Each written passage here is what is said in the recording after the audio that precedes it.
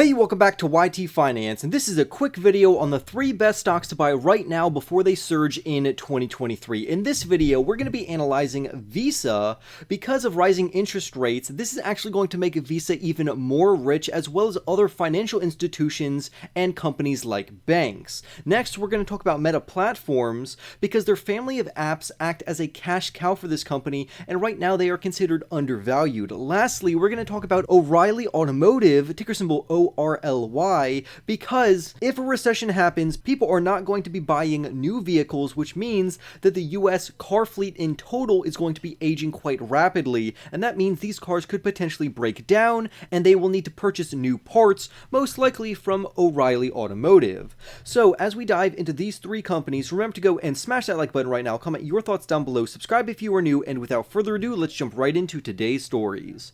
So these are some of the top picks for 2023 if you are a growth investor.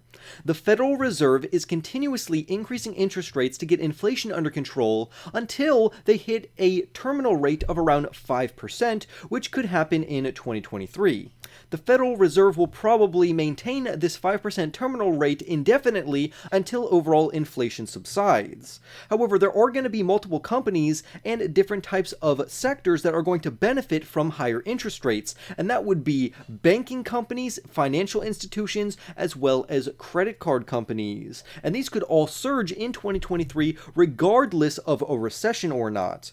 We're also going to talk about other companies which have very good cash positions on top of very good operating income, while also talking about a company that is somewhat undervalued right now that will take advantage of an aging car market. So all of these companies will actually succeed and surge in 2023 despite macroeconomic and harsh conditions that we could be facing, and the majority of these companies could be considered undervalued. So let's start off with Visa, ticker symbol V. If you don't already have this company in your portfolio, what are you doing? I personally own Visa in my portfolio as well as MasterCard because I'm doing that co-opetition and a duopoly approach between these 2 companies. I like them both. I think they both have a lot to offer, but I do believe that both of them will perform very well even if a recession hits in 2023 or 2024 because of higher interest rates. These companies are going to be phenomenal. Right now it trades at $205 per share, but many investors believe this company could surge as high as $290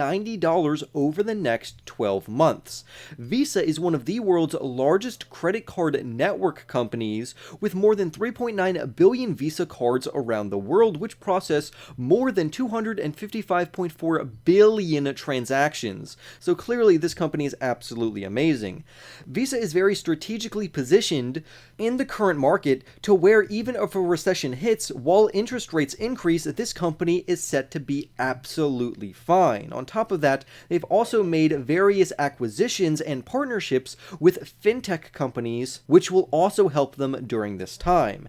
It's going to help them protect themselves and their overall credit card processing market, where they can maintain their market leader position because they are one of the market leaders in their respected space. Recently, the Visa stock price has dropped by around 6.6%, but I just think this makes it a good buying opportunity for investors who are looking to capitalize on a very stable growth stock. Visa is one of my favorite growth companies to buy, and they've grown their EBITDA by around 8.9% yearly. And on top of that, their revenues are scaling by around 10.7% year over year.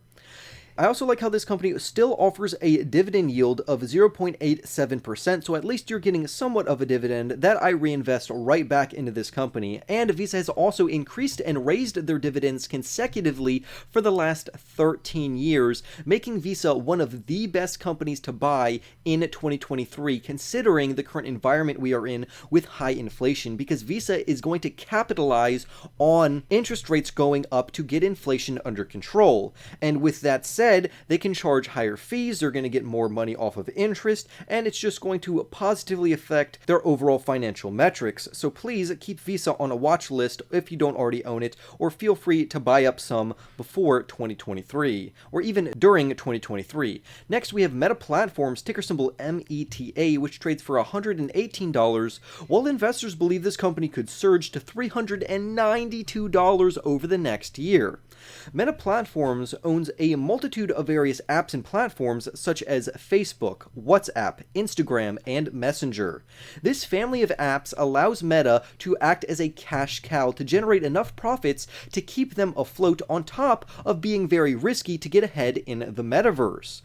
Meta made around $32 billion worth of operating profits, and even if the metaverse doesn't work out, they only invested around $9.4 billion in Reality Labs, but I actually think that in the long term, they could be profitable in this regard. The Metaverse project could lead to profits for Meta in the future, especially as virtual reality becomes more of a norm. It's going to gain popularity, and over the long term, it really could impact this company very positively.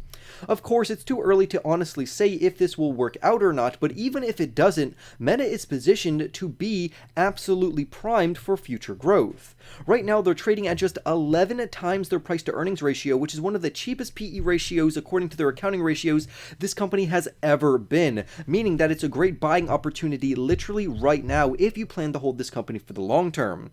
Once ad revenue snaps back, which is where the majority of revenue of this company comes from, they are going to give solid growth numbers, and it's going to increase investors' overall cash value and share value in this company. Because once the economy recovers, or even while the economy is down, this company is still generating loads of operating profits. So it actually deserves the current premium in which it trades at, which is already a huge discount compared to its prior premiums.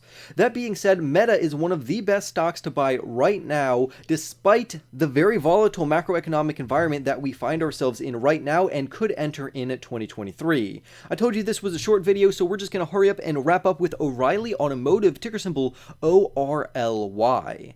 O'Reilly is already up 17% this year, beating the vast majority of stocks on the market, and the author anticipates that this stock will continue to surge throughout the coming years. But why is this?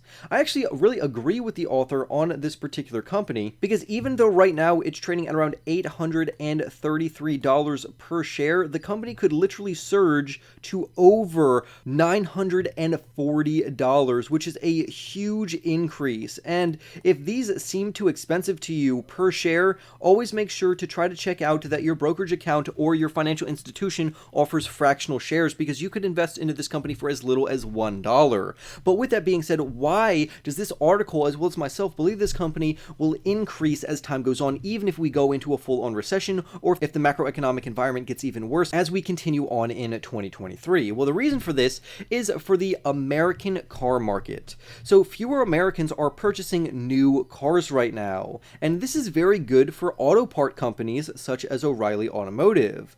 The US car market right now is rapidly aging, where the average car on the road is around 13.1 years old. This means these cars are going to be breaking down, deteriorating, and need to be fixed and or replaced. If we enter into a full-on global recession, no one's going to have the liquidity, or not many people rather, have the money to buy a new car, so instead they are going to be forced to fix their existing car, which means companies like O'Reilly Auto Parts are going to see a surge in demand.